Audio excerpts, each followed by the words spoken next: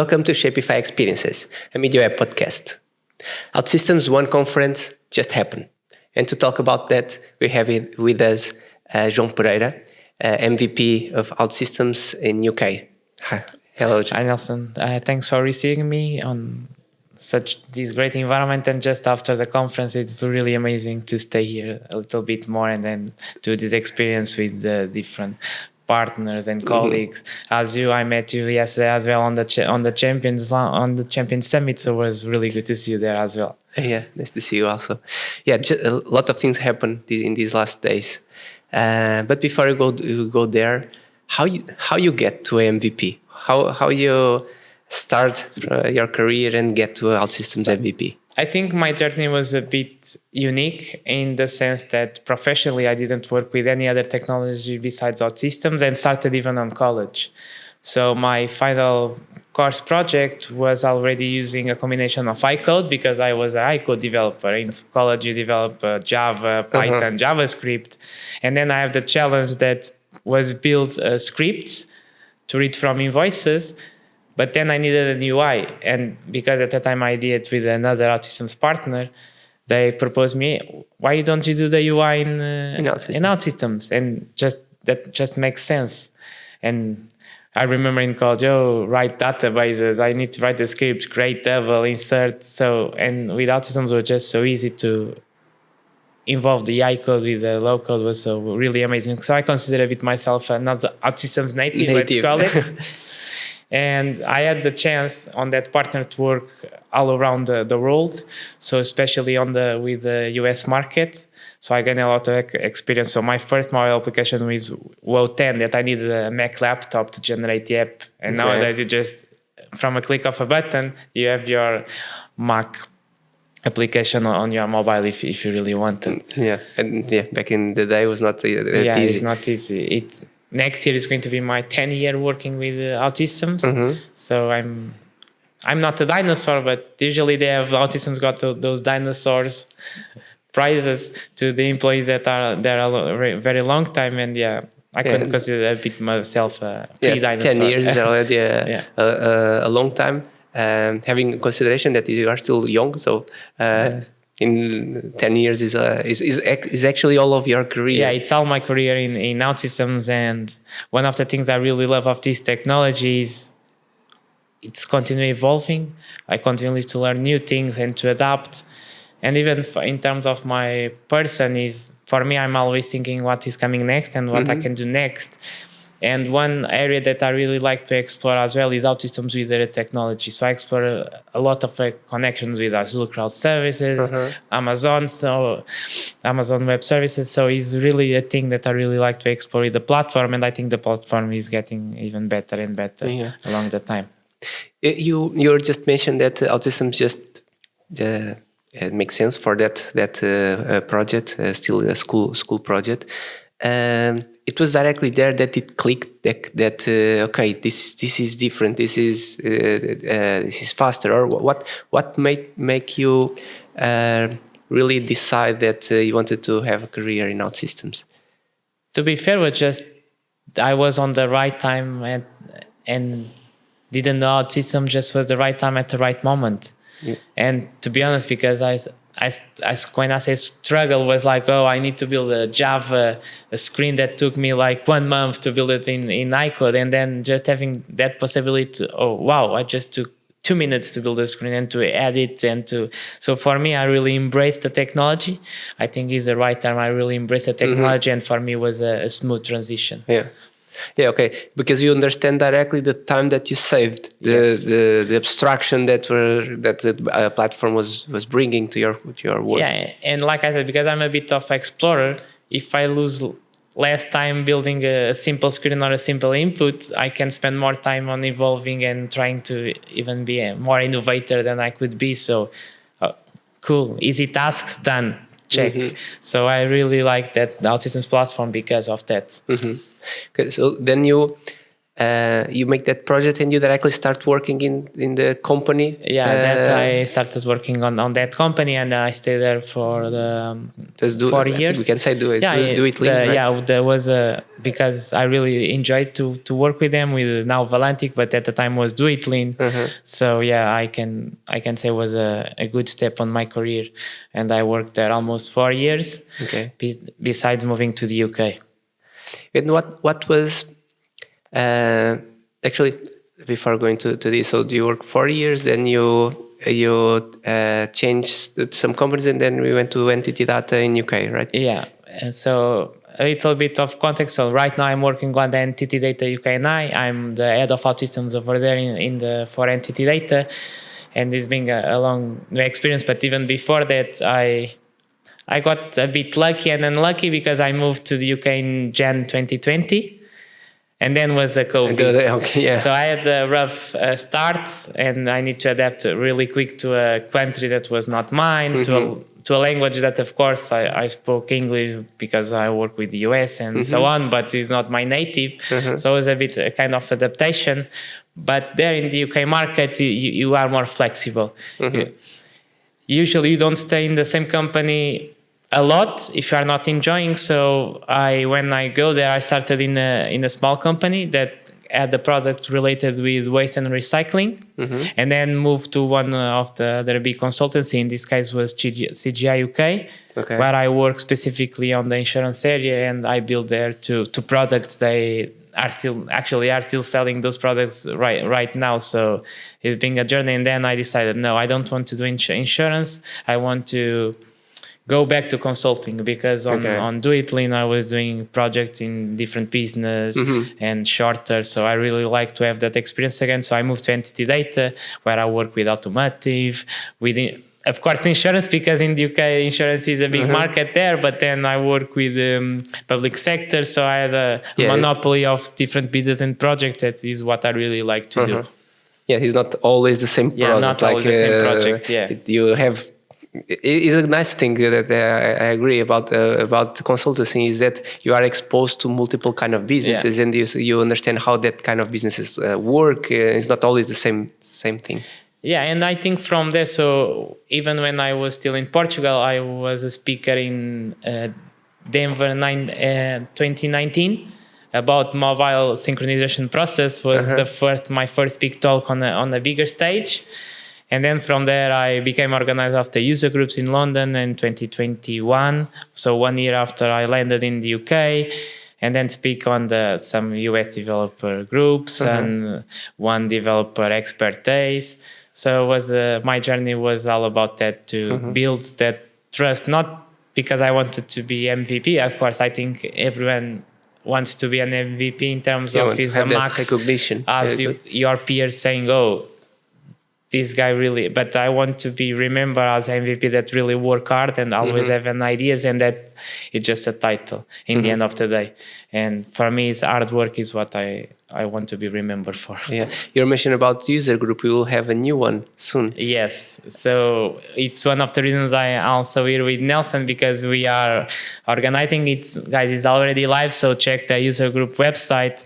Nelson is going to the UK in the 21st of October. Yeah. So just go there, sign on, and don't worry, you're going to have some promotion videos about front end and OutSystems and the UI in general. It'll be great. I have a specific question. What in all of the projects that you have been working, what you remember as a highlight, like maybe in terms of complexity or in terms of impact, what for you was the more relevant project that you work and why it became relevant?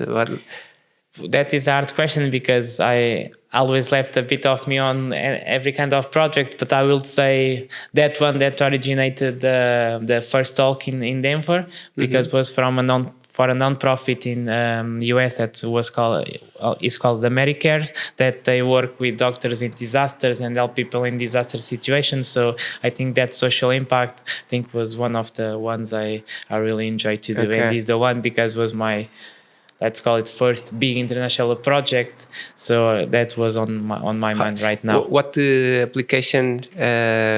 What was the objective of the so application? that application at the time was when imagine you have an hurricane or something, they need to build a tent and give food to the people and manage all that logistic of getting food, clothes. So that project was helped to manage that. And because we are in disaster situation, we don't have internet. So the mobile application needed to work offline, but also when you got internet, just sync. Oh, I don't have this box of food or rice is already over, so I need to update the main headquarters to saying, oh, the rice is over, can you send more? And work that logistic was, I think, was nice. interesting part on that one. Yeah, so it was not just a interesting project, but it is a project with impact, with in persons, exactly. in extreme situations, a lot of times. Yeah, very nice. So OutSystems ONE just finished. A lot of things announced there. What is the highlights that you would like to mention? So I will divide this in 4 different parts. First, the energy. I think the energy of being like 4,000 people for the first time as in OutSystems Conference. The biggest one, right? Was the biggest one ever. That main stage, I think the first impact when people enter on that main stage was strong. And then the keynote just was amazing. Everything happened at the same time. Then announcements like the agentic workbench being general availability, the OutSystems personal environments, the new ODC ones that the developers are so eager to get access. I think that will also improve and build even more brand in OutSystems for all developers. Completely, I totally agree. Right? Like personally, as in MediWeb, we were kind of a little bit struggling trying to have our things in ODC. Like we have the Rocket UI components, we have that in O11, and we wanted to bring that to ODC, and we didn't have a way to publish in our name at least. Exactly, because the owner is a partner or not. So people are eager to contribute to the Forge, like they contributed for the past almost 20 years between 09, 10, and 011. So people and developers want to do that and want to even grow this community even more and more. Yeah, and a part of being available, it have more features, right? Yes, it's true. So my advice is go to OutSystems website and check the ODC FAQs. I think we are going to like the information that is there. So basically, it's a real tenant. You can have collaboration, that is a completely new thing and will accelerate a lot of collaboration between the Forge components. And it's like a real environment, you just need to use it. You can use agent workbench, you can use workflows, you can use the event-driven architecture that for me is one of the best features that ODC have since day one when they announced the new containers and the new scalability. And that event-driven architecture is just amazing in my point of view. But as you know, I'm a bit the techie guy. In the unified platform, what do you think about it? Yes, I think that also, thanks for reminding me, Nelson, I think that is also one of the big points, because now having O11 and ODC all together, like no more confusion between customers. Oh, are you talking about O11 or ODC? Now the path is unify, and in the end of the day, we are using OutSystems. It's not one platform. So I really was enjoying that announcement as well. That still is the one that's still more in development, but I'm hoping in the next couple of months we are getting news about Unify, what is going to be the path that they will bring to us. Yeah. That was, for me, was one of the announcements that I liked more, because it really solved the pain that some clients were feeling. Like some clients, are a lot of the old clients from OutSystems, they use O11, and O11 was the future of O11 was to be deprecated. So they were getting, what we will do now? We were being forced to be migrated. So now with the unification of the platform, okay, I can continue having my applications. I also can use ODC.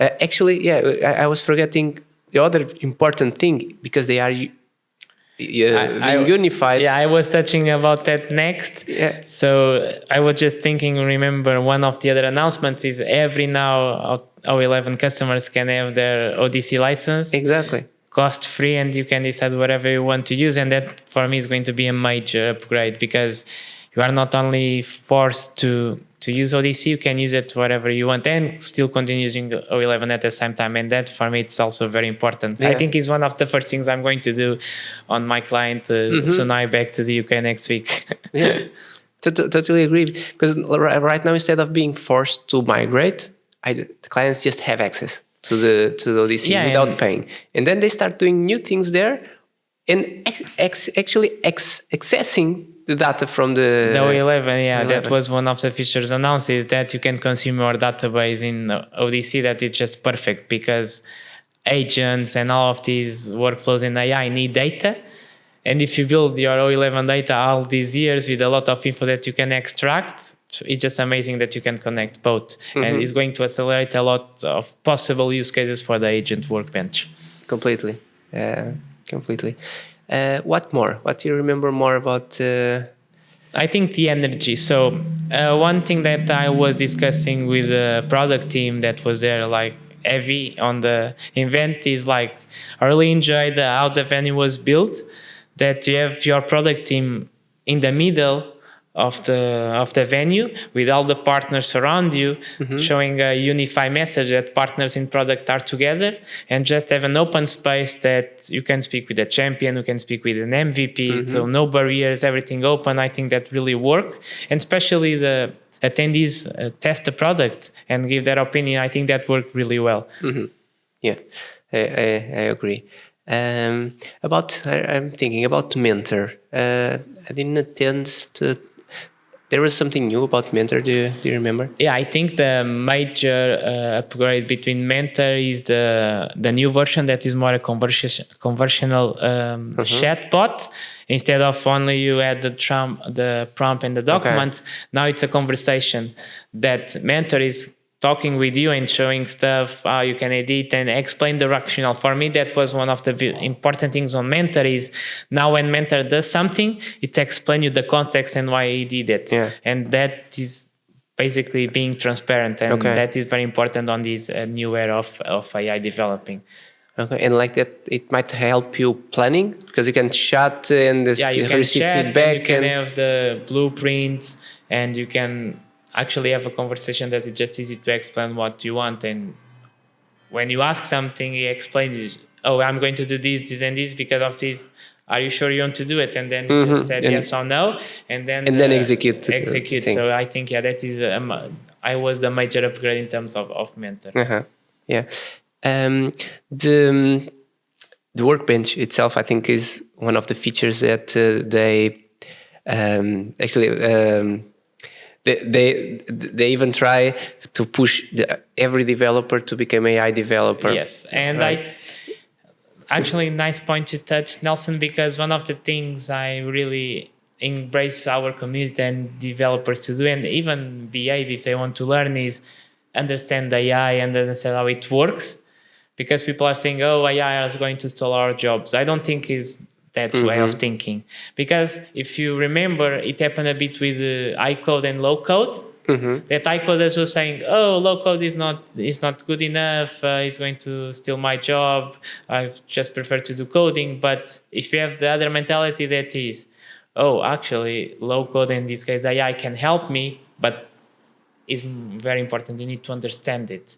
So I just advise our community to understand how AI works in reality, how agents works, because that knowledge will be, for your future, I think, will be valuable. Think it's just one more skill instead. OutSystems developer, is AI developing as well? Exactly. Because the AI developing bring a lot of new use cases for the end products. Like it bring a lot of new possibilities that before was just not possible or very hard to create. So if this is true for the businesses, the developers need to know how to deal with the AI. I think it will like the AI developer skill. It need to be basically understand how the language models work, how to prompt engineering work, how to make them working together. We were just mentioned that you were thinking to explore, like, okay, now how I can use these. Do you remember some kind of use case, like maybe in the projects that we are working, that you want? Okay, I want to use it now. Also, I think one of the great announcements was that agent workbench. If you build an agent to production, it's going to be cost free. And I think everyone now is thinking about building a use case and put it on production. And to be honest, I'm already thinking on one of them, because on my current client, I work a lot with AI and prompts and LLMs. And I think maybe an agent also could be on the plate on that. But that AI was not in OutSystems for now? So basically, it's a combination of Microsoft and OpenAI. Call APIs, because this client is still 11 as well. Okay. So it's a combination of Microsoft Azure and OpenAI. Also, then we have the prompts and Azure databases, and then a combination of their own legacy data as well, to create, in this case, some communications that just helps to accelerate some process internally on that client. Okay. So yeah, I think that is going to be the major breakthrough as well. Especially if you think on an agent to go to your library of documents and extract some reports, for example, is one of the use cases that I think that an agent could really work extracting on. The data from the documents. And how do you think that this question it bring also to other topic, but starting with the AI, how do you think the new AI agents and things will impact the user experience of the applications? So one of the talks that I didn't have chance to go, I think, was from Nuno Damasio, that he was talking about userless experience.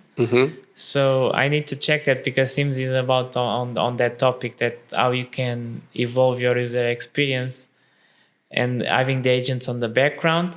So I'm really keen to see how UI is going to evolve, because right now, as you know, on the cell phones, we just so pretty, and we are waiting for pretty and functional apps.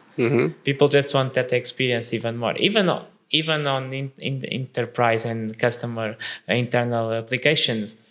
If they have a good environment to work, that is accessibility, and that is one of the topics I also like, and I need now is more important than ever. People just going to use the app and enjoy the experience and be more productive in the end of the day.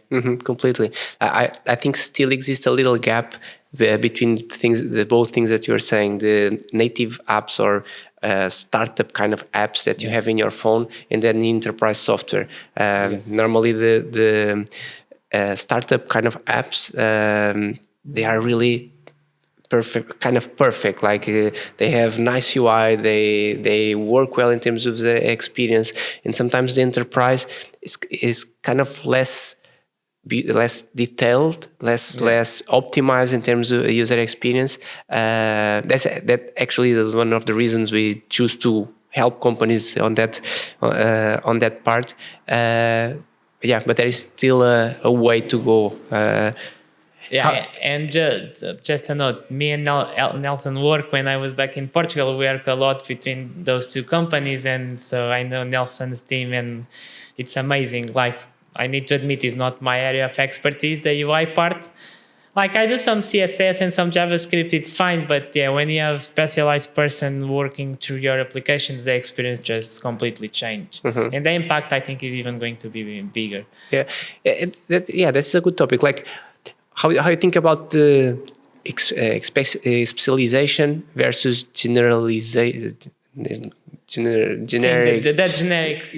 So I can speak about my team, because I like to have different kind of person on my team. So I have like normal devs that then they do full stack, one more junior and one more experienced.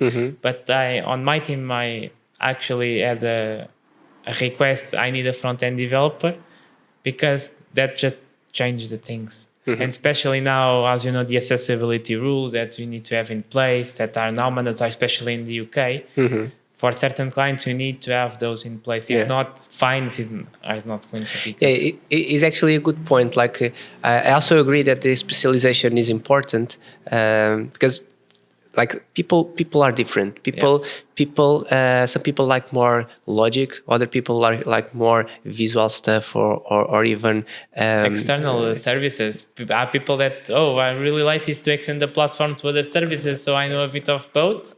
So I think, like you said, I think it's very important to have that mix of specializations and experience in the team. Yeah, but the topic of the accessibility, it makes that more important because until now the front end guy was already important to make the UI okay, or make it beautiful, make the UI scalable, being able to translate perfectly the design to code instead of being more or less. But with accessibility, there is a bunch of other important things that the front-end guy needs to do to guarantee that the application is accessible. And if it's the back-end developer also doing that kind of things, it's too much. It becomes too much. It's too much. You need to divide. So like I said, I can say by my own team. So usually let's call it in a typical project, if I include myself, because I'm head of OutSystems, I take care of all the business part with OutSystems UK, partnerships, some marketing event, but I'm a coder and I'm still coding, I'm still on the client. So usually my starter is me as a solutions architect. Then I have that front-end guy that is the specialist of front-end and accessibility. And I have the feature teams that are working on the different kind of projects. But if they need something, they know that it's going to be that guy doing the front-end and accessibility stuff, so they can worry with the logic, the other kinds of complexities that are important on a project as well. In one, you actually did also one talk. It's kind of a little bit close to this topic that we were talking about the junior and the senior. I did a talk with one of my developers, Maria Perbeco, that was about building the bridges. How we could use OutSystems development, but in the two different visions between a senior and a junior, and how we can bridge the gaps between both of them. So as well, guys, when the recorders are out, please go see. I think was a really impactful session because first was non-technical. Of course, we had the twist of a demo in the end of the day, just so you can understand the concept. But it was first non-technical, and I received a lot of good feedback that that kind of topic is also important. And I think it's really important to bring that relation between junior developers, especially in the era that supposedly juniors are not important because of AI. But then I have a different perspective. If you don't have juniors today, meaning that you are not going to have seniors tomorrow. So we need to continue this connection and these bridges and basically learn from all experience is what I can say. I also listened that like, okay, why now I can do more things with AI. So why I like if the juniors have more difficulties to enter in the market because companies can use AI instead of a junior, and there is other problem. If a junior using AI, most of the times is not a good idea because the junior. They need to use, but they need to be supervised. Exactly, but that we go to that topic. It should leverage the AI tool, but also understand what they do and learning about it. Not accept everything what the AI tools do or say. Is like understanding. Okay, this makes sense. This does not make sense. Because, in my opinion, I think AI will always, at least for now, and I hope in the next future, human in the loop. I think it's very important we have always the human on the loop because now I think if we are going to have issues in not today, but maybe tomorrow. I really have a good example from Champion Summit. One of the guys there, he was making code review for a junior colleague. And then he saw in the code review a really complex SQL code doing things that he doesn't know exactly what to do, like a really complex SQL query that he needed to research to understand what it was doing. And the guy that did that was a junior. So he understood this guy used AI to create this. Yeah. And then he called the guy, okay, it's okay to use AI, but this is really complex. Even I needed to research to understand what this is doing. Do you know what this is doing? Because if you also make that research, okay, but if you I'm scared. It's a risk. Yeah. Imagine that query could delete the database or something. So yeah, you need to really be careful. And again, having these governance and gatekeepers to don't interrupt your normal flow even with AI. Maybe AI, of course, analyze our code quickly. We can solve performance issues earlier because they analyze all our code. But once again, we need to know how to work with them and just embrace it. But with the mind that we really need to gatekeep those ones. You should not just accept with eyes closed, like... okay, it's working. I even didn't look to the code or didn't understand the code, but okay, that can create some problems. Then you got the other way around. So one of the slides I had, it was the senior trying to understand why the junior did this like this because it was working at the first time.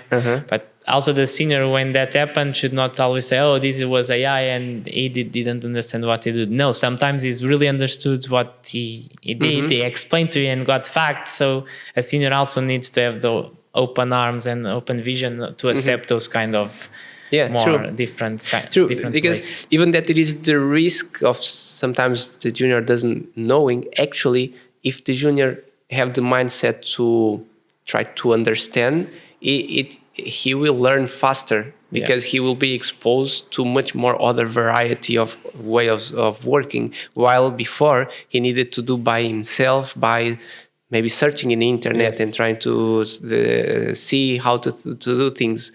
And like I said, I think for AI, for a junior, it could be very helpful because avoids some... I don't want to call it easy questions, but it can also understand the issue, and only when he's having like really trouble, he's going to the senior, and so it just explains to the senior with more facts and data what is his issue, and not saying, oh, I cannot do this, can you explain to me? So it's also, if the junior embrace to learn, I think could be very positive. Yeah. They will grow faster than before.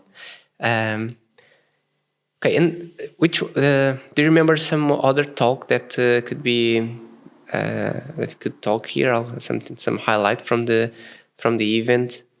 So I think major highlight product team and community. I think was I saw the community really happy and customers and partners happy because I got the chance also to go to the OutSystems UK business dinner after the first day, and the clients were really impressed about the keynote, about the news, and as you know, if clients and customers are happy, that they will tell to other customers and clients. So I think that energy that grow along this week, and if people bring to their own countries and regions, I think OutSystems is going to evolve in the next couple of months. I think that is the highlight, like the trust, the trust that the event gives to the community. And transparency in the future. Because now sometimes on the previous ones was, oh, we are still working on this, and this was not.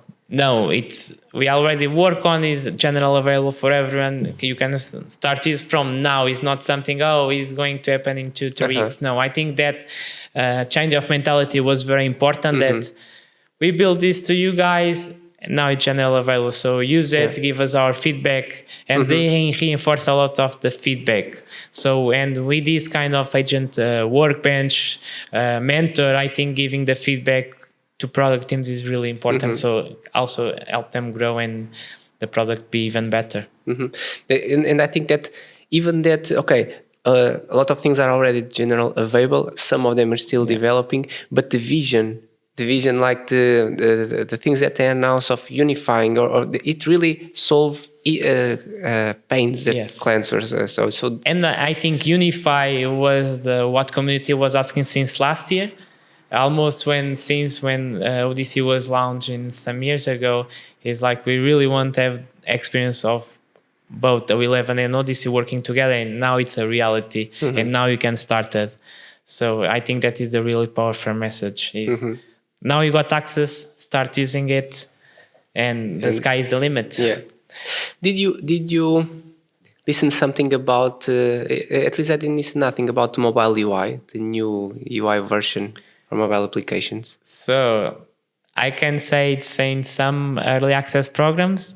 So because as MVP, we have the lucky to have access to some early access programs before, and yeah, it's on the works. Yeah. I already tried to do some in capacitor. So yeah, it's coming. Yeah, I have the chance to use it in the hackathon, the OutSystems for the Future. We actually have the lucky. We collaborate with Evan Green IT. Have the lucky to be in the 10 first places. Unfortunately, we didn't win nothing, but but top 10 because this was the biggest hackathon ever, I think. So be on the top 10 is already a great honor, and meaning that your work was very positive as well. Yeah, and we have the chance to. So we did a mobile app and was with the mobile UI. So I have the chance to look at it. Just the fact that we could use it, it already means that it's close to. It's coming. Yeah, and I think that also, for example, me that I'm from the first OutSystems UI for mobile, I think that is going to be again a big leap, and is going to improve a lot mobile applications in the near future. Yeah. A more native experience. Yeah, more close to native, more performed, more. It was a little more complex to customize because the mobile UI is from Ionic, and Ionic. It's a new framework. Yeah, Ionic really go deep in details. Like is using Shadow DOM and a lot of advanced things.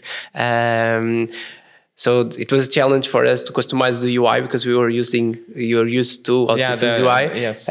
But it is nice to see that they are doing it to have more performed applications. And I think that is also the message that even OutSystems exists from the past 20 years. It's already evolving every time, and they are keep pushing. And for me, I cannot forget that slogan from the keynote. That was OutSystems does the work. That was beyond my mind. After the keynote, after the first, I just remember that sentence because it's really powerful, and that is the reality. You can go check all the use cases and clients and customers that OutSystems have on their website. And yes, OutSystems actually does the work. Yeah. It prepare the tools. It prepare all of the base for you to do specific things for the clients without worrying to. And basically give a chance, like me and you, of that we are still very hands-on persons to build stuff and continue evolving. And OutSystems does the major work for us, but we are also keep pushing as well. Yeah. Going back to Workbench, because this is was also one of the main topics there. Miguel even asked everyone to have a picture, everyone with a hands up saying if they will be an AI developer or not. He's in LinkedIn. He's be looking for everyone.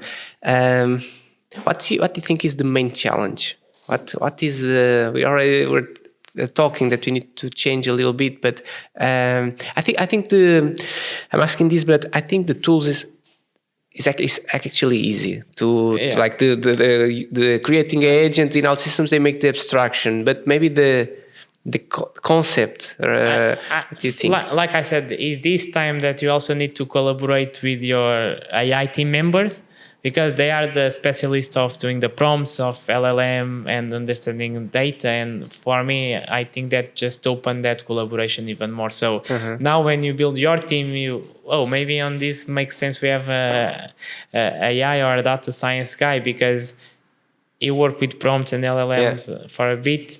So he's bringing some someone different to the platform, but also can really evolve that even further. Yeah. So I think that will be a challenge. And by the way, on the personal environment, so this is personal environment, we're going to have 2 try models to try the AI capabilities. Very nice. I just remember in the Champions Summit, when we were talking about this, someone were talking, everyone was talking about the developers, how developers use this.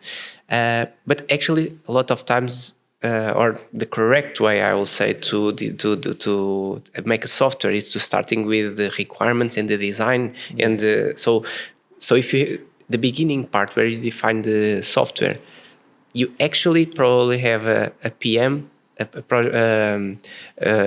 your tech lead, and the designer.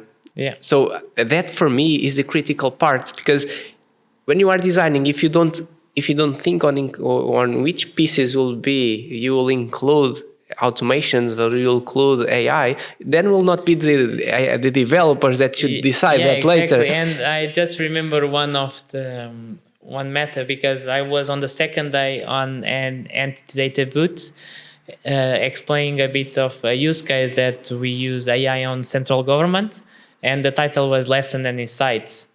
So, like you said, even before you go to the business need and to the use case, we invest a lot on Literacy Day to explain what is AI, what AI can do for you, but also how NTT as a company work with AI and the past projects and case studies to basically to educate the client. Because I think everyone, AI, yes, is a trend, but you need to know how to use it. I think that is the message that you need to pass. Yeah, go with AI, but be focused, learn about it, ask your customers and partners to explain where they use it in the past, and then go for it and solve your business needs. I think it's one of my message as well. Yeah, I also think that it will be more necessary to do proof of concepts.